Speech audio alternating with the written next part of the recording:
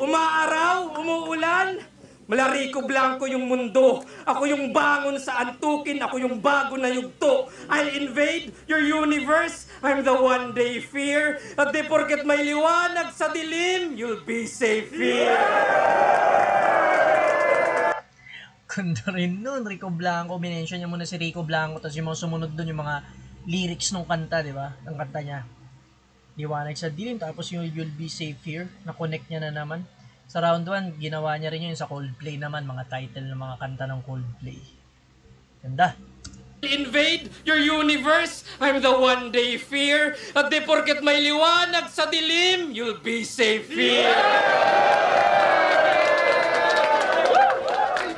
Oo, sinagtala! Sa Ingles ay Starlight, that's right. Yan yung composition ko. At alam nyong pang Golden Buzzer yung dalang audition ko. At dito yung venue, boss. Alam ko vision mo?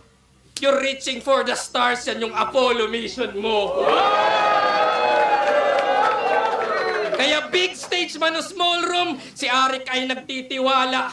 Mahihinang Diyos lamang ang sumasandal sa dami ng naniniwala. Kaya magdilim man niyang liwanag, nagmarka aking talata. Mamamatay mga bituin, pero di yung sinagtala.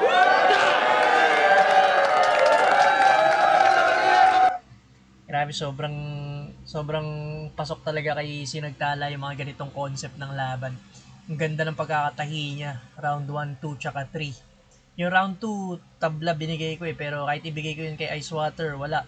Lamang na lamang si Sinagtala round 1 tsaka round 3. Pero overall, comeback dito si Icewater. Feeling ko kasi chill nga lang si J Black, hindi siya naka-battle mode.